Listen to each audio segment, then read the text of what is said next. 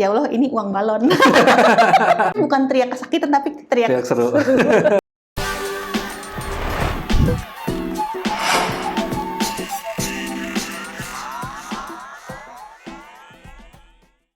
Lanjut ya Mbak ya. Lanjut. Tadi di video sebelumnya lumayan seru nih tentang law of attraction yang kita baru mulai cerita padahal gitu. Jadi memang kita kan open discuss ya tadi ya. Memang yang saya pahami nih Mbak dari law of attraction dan energi, memang Allah itu memang ngasih tools gitu. Ngasih tools untuk gimana caranya doa itu terkabul gitu. Membreakdown doa gitu sebenarnya itu ada rumus-rumusnya gitu. Mulai dari waktunya, itu kan di gelombang theta tuh ya. Gitu, teorinya gitu ya. Teorinya begitu kan. Gelombang theta yang itu di mana waktu tahajud, waktu subuh dan mau tidur itu kan, dan waktu relax itu kan theta banget tuh. Terus juga dengan di sisi keimanannya kita yakin kan ketika law of attraction ini bekerja, ketika kita yakin udah minta nih terus yakin dan ada satu lagi nih Mbak, setelah itu lupakan dan langsung dapat. Itu teori ya? Iya, teorinya. Nah, ada satu yang biasa saya sharing sama teman-teman nih. Nah, saya menganggap atau berprinsip bahwa rezeki itu seperti ayam, Mbak. Oh gitu? Semakin dikejar, semakin lari dia. Ayam kan kita makin kenceng larinya, dia makin kenceng lagi gitu. Nah, gimana caranya biar itu datang? Kita dikejar ayam gitu ya? Itu aku dikejar ayam. Pernah ya? Oh enggak, aku dikejar soang. Angsa. Angsa ya? Itu memang kita harus kasih makan, Mbak. Kasih makan, baru ayam itu datang sendiri. Jadi prinsipnya itu jangan mengejar, tapi narik. Nah, prinsip law of attraction itu kan hukum tarik-menarik. Bukan hukum ngejar-mengejar gitu. Makanya gimana caranya kita narik ketika kita masih belum yakin, kita kan mengejar. Kita nggak yakin misalnya dapat rezeki sekian, ya berarti kan kita ngejar nih, kapan dapatnya. Seharusnya kalau prinsip law of attraction, ketika kita simpen tujuan, kita yakin, lepaskan, udah kita aktivitas sehari-hari, ikhtiarnya tetap aja jalan gitu. Itu kan berarti kita nunggu nih untuk narik. Nah itu kadang-kadang teman-teman banyak yang kepelintir nih Mbak, masalah tentang narik atau mengejar gitu. Ketika kita nanya kapan nih datangnya, itu kan sama dengan mengejar gitu. Nah, jadi kalau kita udah yakin sama Allah, ya udah jangan dipertanyakan gitu. Namanya juga yakin kan, gitu Mbak. Iya sih.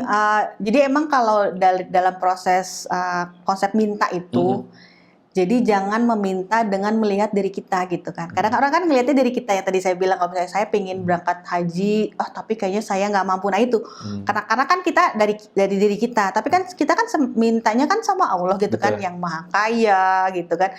Ya buat Allah mah uang segitu mah ecek-ecek lah ya gitu. Jadi makanya kenapa kita harus yakin tuh di tingkat seperti itu. Kemudian kalau aku sih kan salah satu ada syukur juga gitu ya. Kita harus syukur. Kalau buat saya yang namanya meminta tuh semua deh diminta gitu. Banyak-banyakin aja meminta. Karena gini, pada saat kita meminta itu akan meningkatkan syukur. Apa hubungannya gitu ya. Jadi contoh gini, misal makan siang gitu ya.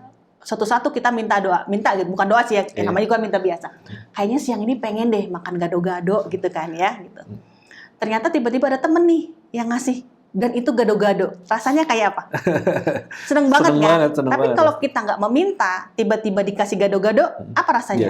Biasa aja kan? Makanya saya selalu bilang gitu kadang sama pegawai saya gitu, banyakin aja minta gitu. Cuman tidak berarti minta kemudian diharapkan kan?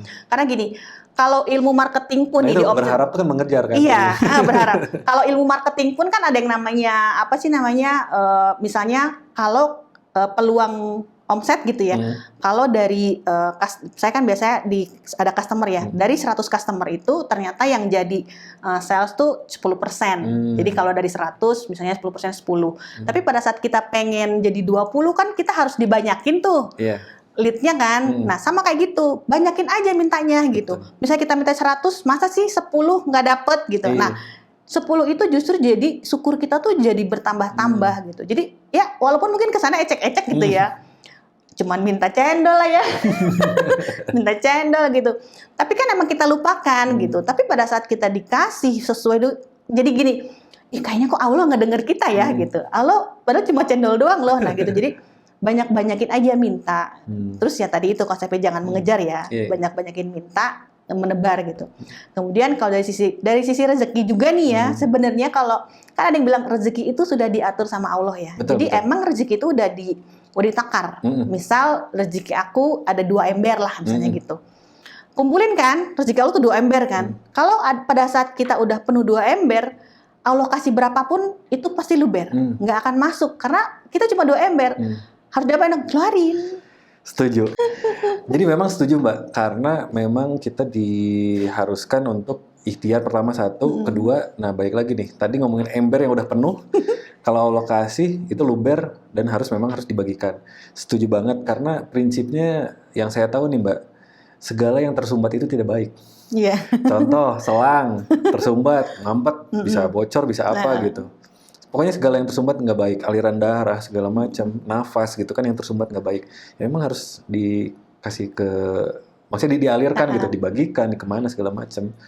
Nah cuman ini nih, ada yang teori yang menarik nih Mbak. Semua orang itu mengerti ya, kita tuh harus berbagi, kita itu harus bersyukur.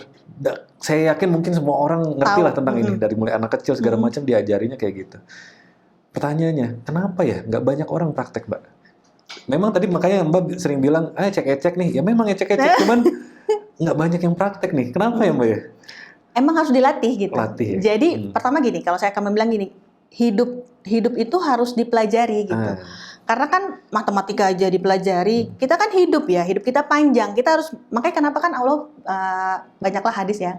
Kita tuh harus lebih baik dari kemarin lah. Kita harus banyak mengkoreksi diri gitu. Jadi disitulah pentingnya. Maksudnya sih bukan cuma salah saya apa, tapi harus mempelajari kita harus apa. Nah, kalau masalah yang tadi kenapa nggak banyak orang, emang harus dilatih gitu. Betul. Karena kalau yang tahu ilmu habit kan ya, kita harus berapa kali dikerjakan dulu kan, baru jadi habit gitu. Kalau misalnya ngerjainnya cuma sekali-sekali, kita enggak. Tapi itu tadi, emang semua itu mungkin nggak enak ya, tapi itu kan harus dipaksa. Jadi semua tuh emang harus dipaksa gitu kan. Ya istilahnya kita dipaksa untuk berbuat kebaikan. Jadi katanya sih kan akan lebih mudah kita dipaksa masuk surga kan daripada kita sukarela masuk neraka. Gitu. Jadi emang harus dilatih gitu. Dan terus ya kalau buat saya sih itu dari sisi manusia. Tapi balik lagi sebenarnya kalau ilmu langitnya kan itu sebenarnya hidayah ya. Hidayah diberikan oleh Allah. Yaitu makanya kenapa kita harus bolak-balik minta hidayah itu gitu. Jadi tetap balik lagi gitu. Kalau emang dikasih hidayah sama Allah, ya kita akan dimudahkan kok kalau emang kita mau latihan syukur lah istilahnya. Gitu. Nah, balik lagi nih Mbak, ini ngomongin sama Dream nih. Sama Dream ini saya baru tahu kemarin ternyata punya ini ya, punya culture atau budaya ya, atau kebiasaan yang bagus ya Mbak ya. Katanya apa namanya? Setiap hari itu nulis gratitude, bersyukur ya. Benar. Ya mudah-mudahan jadinya berkah ke bukan hanya perusahaan ya, tapi lebih juga ke sekitar gitu, karena ini kan ibaratnya info ini tersebar kemana-mana, mudah-mudahan banyak yang ngikutin. Bagus ya, menarik ya budayanya. Iya, karena sebenarnya kan adalah ya ditulis deh, saya sih nggak hafal ya ayatnya apa, pokoknya bersyukurlah maka nanti akan aku tambah. Betul. Jadi sebenarnya kalau pada saat kita udah terlalu banyak bersyukur, kita biasanya lupa mengeluh gitu. Tapi kalau kita udah kebanyakan mengeluh, kita akan lupa bersyukur. Jadi sebenarnya bersyukur tuh melatih dari sisi positif juga ya. Jadi kebetulan gini, jadi saya tuh biasanya kalau melihat sesuatu itu memang dari hal positif gitu. Jadi misalnya gini, kalau ada entah itu satu peluang baru, entah orang baru, saya nggak tahu kenapa. Saya selalu melihatnya dari hal positif aja gitu. Kenapa? Karena buat saya, kalaupun nanti di hal itu nanti akan ada rintangan, loh itu kan challenge-nya saya gitu. Jadi itu bukan jadi kendala. Karena terus terang nih, sebenarnya kalau dibilang tadi bisnisnya cuma itu bisnis saya banyak, tapi banyak yang berhenti di jalan gitu. Karena buat saya itu bukan kegagalan. Jadi itu adalah proses belajar saya gitu. Jadi kan saya udah. Jadi kalau saya ada satu peluang bisnis, yang ada di pikiran saya adalah itu untung gitu. Itu pasti menguntungkan. Masalah di tengahnya. Kalau nggak terus ya berarti untuk belajar. Iya. Gitu. Jadi buat saya sih itu bukan kegagalan gitu, karena emang having fun aja gitu. Jadi kan sebenarnya kan negatif kalau kita bilang having fun. Ya?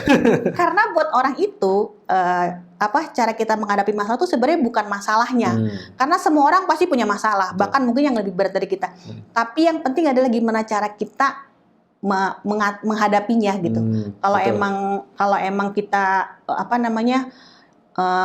kita hadapinya dengan susah gitu kan tidak akan berubah keadaan gitu. Tapi keadaannya tidak berubah, oke, tapi kan hati kita kan diubah gitu, cara kita ngadapinnya dirubah. Jadi itu ya jadi having fun. Jadi buat saya kegagalan tuh ya bagian dari having, kayak naik halilintar ya. Iya. Halilintar kan pasti banyak susahnya, tapi kan kita teriak seru gitu. Jadi kalau ada kegagalan kita teriak gitu, tapi bukan teriak kesakitan, tapi teriak seru. Tapi ngomongin bersyukur nih agak lucu juga ya, kadang-kadang tuh memang harus dilatih tuh bersyukur tuh ya. Jadi karena ada nih salah satu cerita nih Mbak, orang itu rugi ceritanya, gagal atau rugi lah di bisnisnya. Dia ngerasa, oh saya rugi sekian miliar, puluhan miliar, segala macam. Tapi di rumahnya masih ada mobil mewah Mbak. Mereka nggak bersyukur bahwa ya, mereka masih pergi pakai mobil mewah gitu. Memang ini sebenarnya kesadaran ya, lebih ke kesadaran gimana caranya manusia itu lebih banyakin syukurnya gitu, karena ketika lihat syukur yang lain itu bukan jadi problem gitu. Iya, nggak jadi masalah Nggak gitu jadi ya. masalah, ya malah jadi have fun aja gitu kan. Jadi oh ya udah kita coba lagi deh, kan jadi ada semangat apa. Ngomongin energi juga gitu Mbak. Jadi di ranah energi pun begitu, karena energi itu punya tingkatan tuh. Energi rendah itu kan kayak kesal, marah, segala macam, sedih dan lain-lain. Nah kalau kita di energi atas nih, bahagia segala macam. Jadi yang ini ketutup semua. Iya benar, yang positif lah ya. Positif, jadi positif gitu. Dan ketika positif itu narik rezeki insya Allah lebih besar dan lebih cepat gitu. Karena kitanya happy, terus bersyukur gitu. Udah gitu ditambah mungkin berbagi gitu kan. Oh tambah-tambah gitu. Iya benar. Kalau di teorinya Loa itu kan ada tuh, misalnya kalau pagi-pagi kita udah memulai hari dengan seneng, seharian tuh jadi seneng semua gitu. Iya. Tapi pada saat di hari itu kita memulai dengan susah, seharian tuh pasti susah. Jadi caranya ya kita reset. Jadi ya dibilang saya nggak dapat kesulitan, ya ada lah ya Manusia gitu, ya, ada lah ya. Karena manusia itu kan emang tempatnya ujian gitu ya, emang dikasih ujian sama Allah gitu. Tinggal responnya aja ya. Tinggal responnya aja. Jadi dan itu kayaknya emang semua perlu dilatih. Kalau buat saya sih, yang namanya syukur, yang namanya bisa melihat semua dari sisi positif itu emang harus dilatih gitu. Karena kan ya namanya itu kan termasuk skill ya, skill kehidupan kalau menurut saya. Dan nggak bisa tuh yang ujuk-ujuk tiba-tiba kita udah jago bersyukur gitu. Enggak. Nah cuman hati-hati pada saat kita mau berlatih. Kita sukses kalau praktek kan. Pasti ada ujiannya. Jadi ujian untuk praktek gitu. Jadi bisa gini. Kalau kadang ada orang, kenapa ya kok saya selalu dapat masalah? Lihat doanya apa. Barangkali dia berdoa, ya Allah jadikanlah saya orang yang sabar. Lah kan kalau tahu dari mana nih kita udah sabar kalau nggak dikasih ujian kan? Makanya hati-hati kalau berdoa. Jadi jadikanlah saya orang kaya aja udah. Betul. Karena saya percaya Mbak, memang kita tuh harus memilih kata-kata. Karena kata-kata itu punya makna dan energi. Jadi ketika kita minta segala macam, memang kata-kata diperbaiki gitu. Jangan bilang misalnya, maaf ya, lalu bilang misalnya, itu jelek, nah jangan jelek, kurang baik atau kurang bagus gitu. Karena itu berpengaruh loh Mbak. Karena ini ada teori lagi nih Mbak. Ini teori disebutlah teori alam semesta, atau mungkin Allah itu kan ada yang bilang Allah hanya berkata iya. Makanya tergantung prasangka hambanya kan. Ketika prasangka hambanya, oh ini susah ya, iya, Allah iyahin gitu. Iya ya udah susah gitu, jadi susah. Makanya hati-hati. Jadi sebenarnya nggak ada pilihan ganda gitu ya? Iya, sebenarnya kita udah tahu rumusnya gitu, tapi kenapa masih ini gitu? Harus latihan. Jadi karena ketika Allah berkata ya terjadilah gitu. Makanya saya selalu ngingetin buat teman-teman nih, kadang-kadang gimana usahanya bisa, aduh pusing nih. Memang kadang-kadang bercanda ya, atau cuman ya biar nggak panjang aja obrolannya. Tapi hati-hati loh, itu nanti pusing beneran gitu. Harus hati-hati kata-katanya dipilih. Iya, kalau untuk masalah istilahnya jatuhin omongan gitu ya, masalah kata-kata itu punya pengalaman sih sebenarnya anak saya. Nggak cuma orang gede loh ya, anak kecil ya. Jadi waktu itu anak saya yang paling kecil tuh mungkin masih TK lah. Jadi kita ada acara halal bihalal keluarga pas Lebaran ya, kita ngumpul. Tiba-tiba anak saya pingin nangis tuh, minta balon warna hijau. Saya bilang, kok detil banget kamu minta, udah balon warna hijau lagi. Nah pas Lebaran kan sepi ya, kira yaudah daripada dia nangis terus di tempat keluarga, saya ajak keluar kan. Saya kira yaudah kita cari ke keliling perumahan lah saya kan. Cari balon warna hijau kan nggak ada ya. Tapi dia yakin pengen balon warna hijau. Akhirnya saya bilang, pas abis itu kan zuhur, saya bilang, Yuna kita sholat dulu ke masjid. kamu doa sama Allah gitu ya. Kamu minta sama Allah gitu. Mungkin emang dia yakin ya, udah dia doa tuh dia serius tuh gini doa. Selesai doa udah kan rame kan ya pasti. Terus pada pulang semua, terus deh tungguin biar pada pulang, kita terakhir aja. Saya jalan pulang, ada balon warna hijau loh. Di mana? Di masjid. Dijual apa ada? Enggak, ada satu. Saya takjub, anak saya lompat kegirangan. Dan dia bilang, "Mah, ini dari Allah ya." Ya mungkin anak kecil kan sebab akibatnya pendek banget ya. Dia minta sama Allah, itu dikasih Allah dong. Saya sampai bengong, hah? Kok detail gitu, balon warna hijau, demi Allah gitu. Akhirnya kan saya kayak lihat kok nggak ada orang. Akhirnya saya tanya sama gitu ya? saya marbot masjid kan saya tanya, "Pak, itu balon siapa ya Pak?" Saya bilang, "Oh saya nggak tahu ya Bu, mungkin tadi yang jamaah kali anak saya pengen Pak." "Yaudah ambil aja Bu, nggak apa-apa." Bener akhirnya diambil, akhirnya udah saya masukin uang nih, ya Allah ini uang balon. Beli balon sama Allah ya. Ini uang balon. Tapi benar, jadi mungkin anak saya emang udah terbiasa gitu ya. Jadi ada juga kadang dia pas dia ulang tahun kan, dia waktu minta apa sih Nintendo apa gitu, saya lupa Nintendo, namanya. Dia nggak bilang sama kita hadiahnya apa.